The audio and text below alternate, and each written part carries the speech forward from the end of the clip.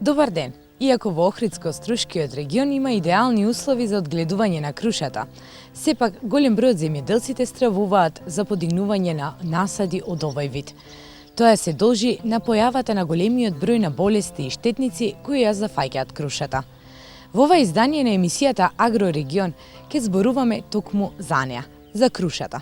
Ќе зборуваме за низините својства, како и за тоа како е најдобро да се одгледува круша во нашиот регион. Останете со нас. Крушата е средноевропско овошје кое најмногу се одгледува во Европа, Северна Америка и Азија. Според некои записи, култивацијата на крушите датира од пред 3000 години. Постојат претпоставки според кои во ова чудесно овошје уживал и човекот од каменото доба. Во својот славен еп Одисеја, Хомер ги окарактеризирал крушите како дар на боговите, а во времето на францускиот крал Луј XIV крушите биле символ на луксус.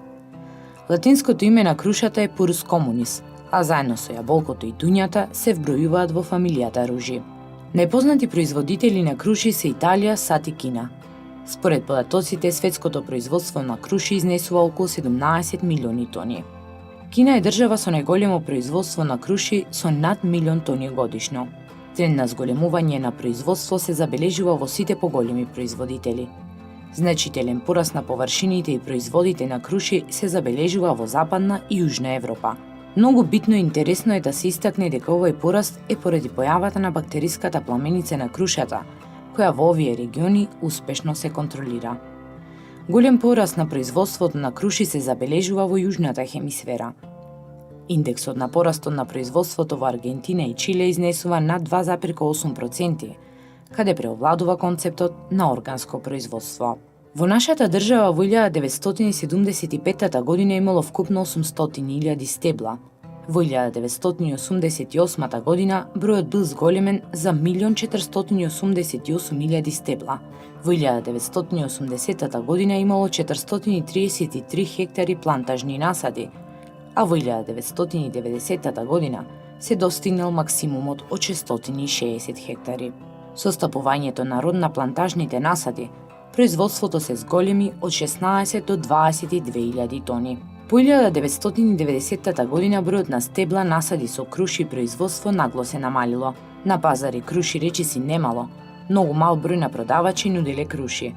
Повремено се увезувале круши од Србија, Грција, Италија, Турција, па дури и од Чиле и Аргентина. Крушата во Република Македонија се наоѓаше пред целосно уништување. Истата може да се ревитализира и да биде високо рентабилна со употреба на отпорни сорти и подлоги. Крушата е сочно и сладко овошје со помали зрнести структури. Постојат илјади видови од ова овошје и секој се разликува по боја, облик, вкус и големина. Може да се јадат свежи, да се преработуваат, готват, а сокот е посебно вкусен.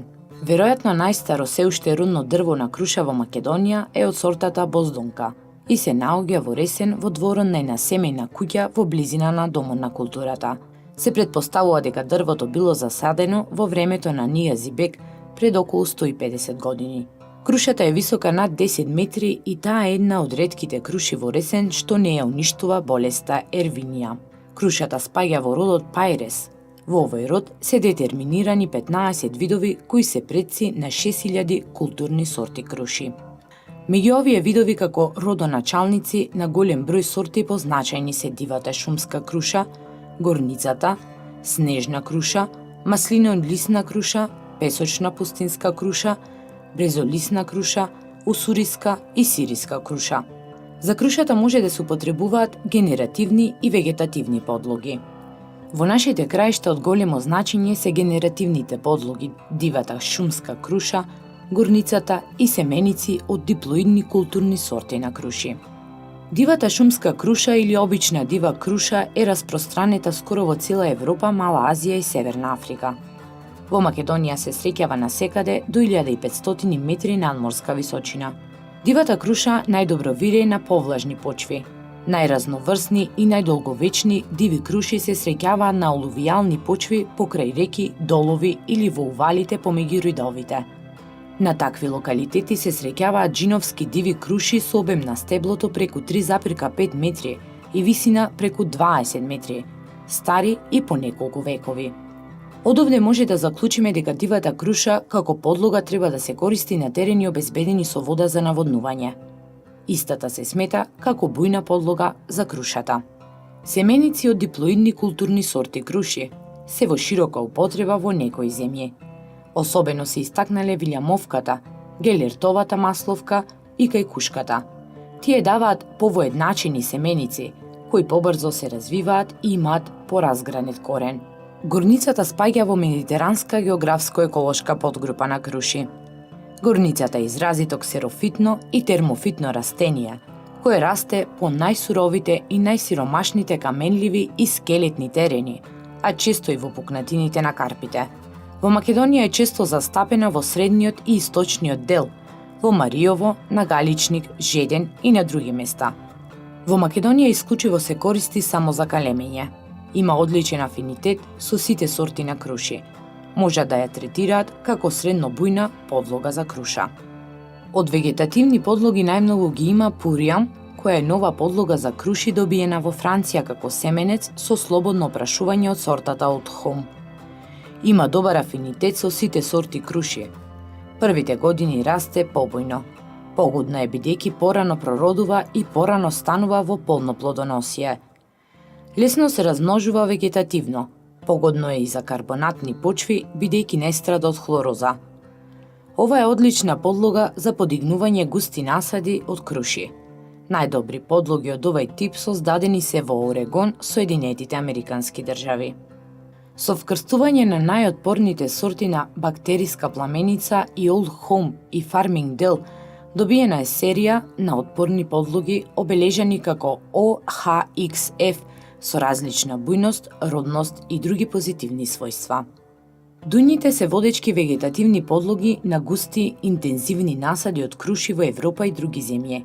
Хатон со соработниците од опитната станица East Mailing извршиле селекција на 7 типа дуњи и ги обележале со М и со буква од абецедата МА, МВ, МЦ, МД, МЕ, МФ и МГ. А пак во Франција се создадени неколку добри селекции на провангалска дуња BA29 и V12. Обшта карактеристика на дуњите како подлоги се што се слабобујни, имаат плиток и жилест коренов систем, па е потребна конструкција. Крушите на овие подлоги рано прородуваат и даваат квалитетни плодови. Недостиг на оваа подлога е што страда од хлороза на варовити и солени почви. Најдобар афинитет со дуњите имаат сортите кантарка, гелетрова масловка, кои се користени како посредници. Ке наведеме некои карактеристики за поважните типови дуњи како вегетативни подлоги за крушите. Анжерската дуња е најраспространета вегетативна подлога за крушата. Од сите групи на М подлоги има најдобар афинитет со крушите. Крушата е побојна, лесно се размножува со нагрнување, па и со резници. Осетлива е на хлороза. Провангалска дуња. Таа е селектирана во Франција, а се употребува и во други земји како Италија, Србија, Македонија, Хрватска и други. Оваа дуња е нешто побојна од анжерската дуња, поотпорна на суша и вар и има нешто подобар афинитет со крушите. BA29 е селекција на провангалска дуња. Побојна е 10 до 20% од анжерската и полесно се размножува со зрели резници. Затоа сега се користи многу повеќе од анжерската дуња. Сортиманот е многу важен фактор за рентабилно производство на овошје, а особено при интегралното и органското производство, каде треба агрохемикалиите да се намалат до минимални граници. Селекцијата во светот постојано нуди нови сорти кои во принцип имаат некое подобро својство. За овие концепти на производство многу важно својство е отпорноста на сортите круши на болести и штетници, како и на ниските и високите температури, ветровите и слично.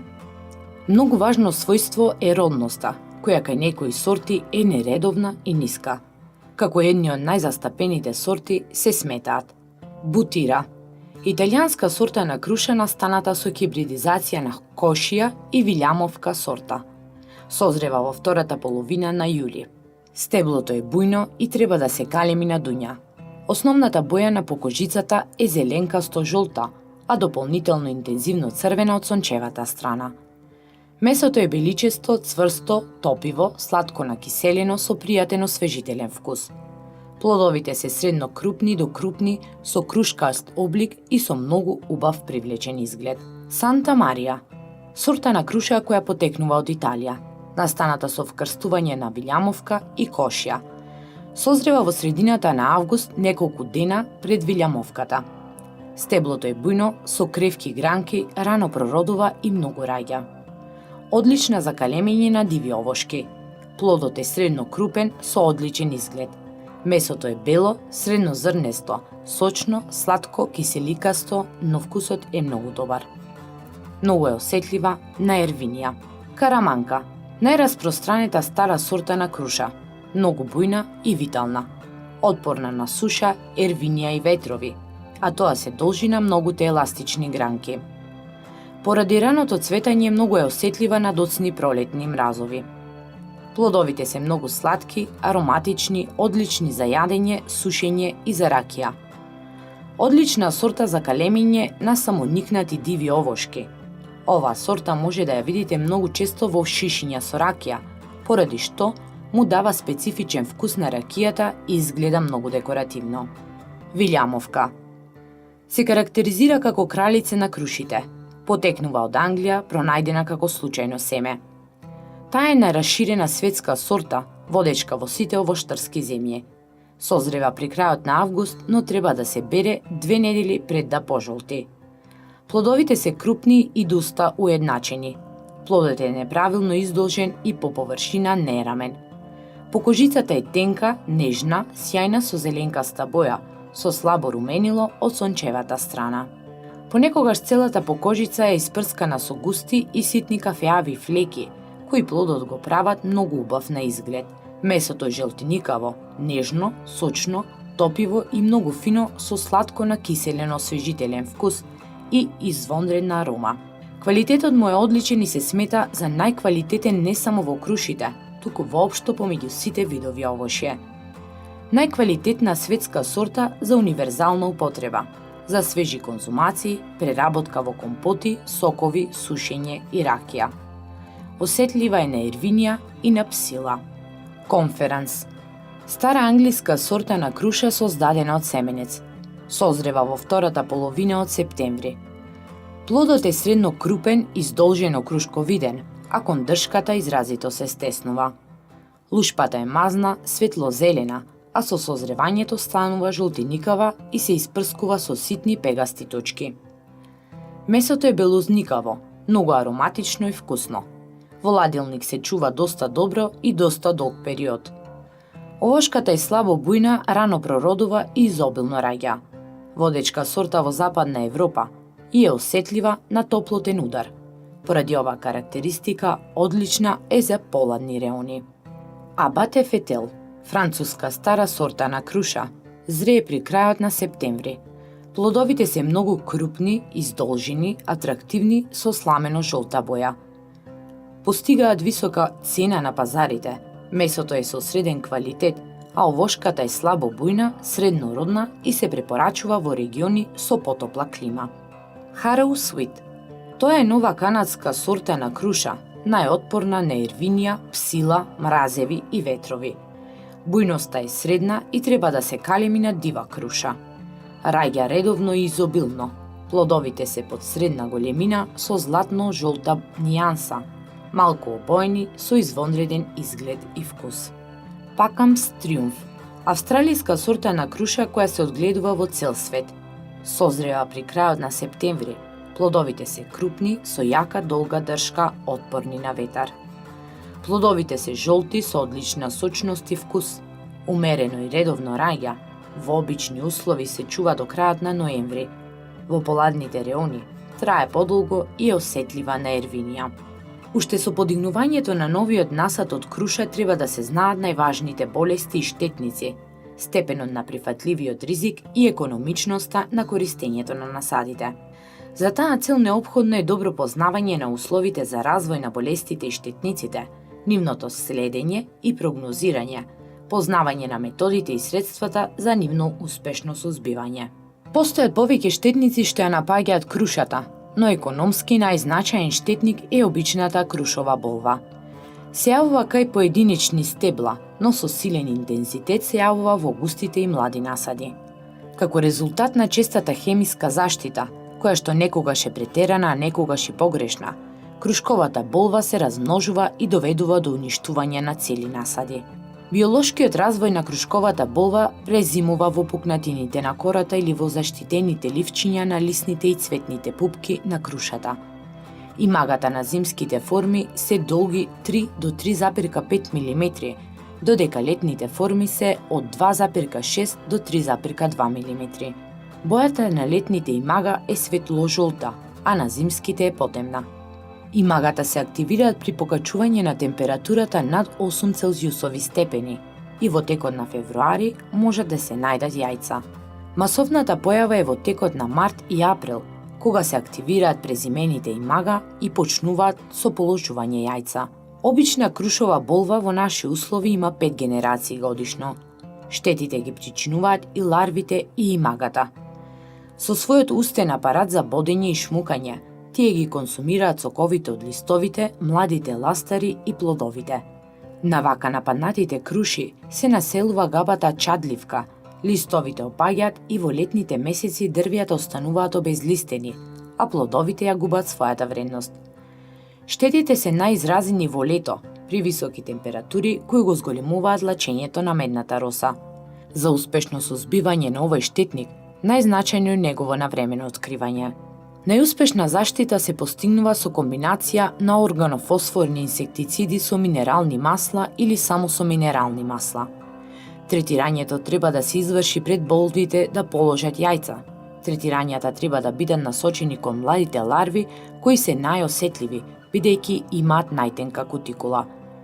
На интензитетот на појавата на болвата влија и претераното ѓубрење со азотни ѓубрива. Значајни резултати во намалувањето на популацијата на крушкова болва имаат механичките мерки, пинцирање на младите врвови од крушата кои се најсилно инфицирани со болвата. Најзначајни предатори на крушковата болва се пиратските стени и бубамарите. Затоа треба при заштитата да се изберат инсектициди со селективен карактер. Од хемиските мерки висока ефикасност се постигнува со употреба на органофосфорните инсектициди. Инсектицидите и треба да се менуваат во текот на вегетацијата на крушата. За економски прак се смета времето кога треба да се започне со сузбивањето на штетникот, а тоа е зараза од 10 до 20% на младите леторасти. Хемиската заштита треба да се врши само ако за тоа постои вистинска потреба. Не сме да се врши заштита за секој случај. При хемиските третмани треба да се користи поголемо количество на вода, од 1500 до 2000 литри на хектар. Најголема ефикасност на инсектицидите се постигнува ако се применат по дожд, бидејќи дождот ја измива медната роса и ги остава болвите голи и незаштитени. Калифорниска штетна вошка се среќава и под називот вошка од Сан Хосе.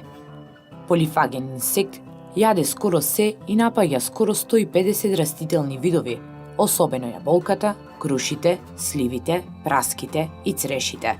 Презимува во стадиум на нимфа, развојна фаза и по 2 метаморфози во март и мај излегуваат како машки или женски единки. Женските донесуваат на свет живи единки наместо да полагаат јајца и од мај секоја снесува од 8 до 10 нимфи на ден, за време од 6 недели. За овој временски период секоја женка донесува на свет околу 400 нимфи. Во прво време нимфите се подвижни, за подоцна да се лоцираат на едно место и преку посебен орган стилет, навлегуваат во клетките од овошката. Во зависност од регионот и временските услови, инсектот дава 2 до 4 генерации годишно. Во случај зимата да настапи нешто порано, постарите нимфи навлегуваат во стадиум на мирување, а помладите нимфи и возрастните единки угинуваат. Штетите ги нанесуваат при цицањето на клеточниот сок, при што во клетките од овошката оставаат отровни материи, кои доведуваат до оштетување на внатрешното ткиво, предвремено опаѓање на листовите, обезбојување на покожицата од плодовите, како и до намалување на прирастот кај вегетативните органи. За биолошка борба против овој штетник се користи некој друг инсект. Голем број од болестите кои ги зафаќаат јаболката се карактеристични и за крушата. Најмногу изложени се крушите на бактериската пламеница, а поретко на пепелница и чадлива краставост. Бактериската пламеница предизвикана е од бактерија и е една од најдеструктивните болести кај крушата, дуњата и помалку кај јаболката во Република Македонија. Бактериската ервинија моментално е карантински паразит во нашата земја, која веќе има предизвикано големи материјални штети со тенденција на понатамошно ширење. Една од најопасните заболувања кои доведува до целосно уништување на овоштарниците. Иако крушата покажува поголема осетливост, ниту јаболката не се до крај имуни на ова бактериско заболување.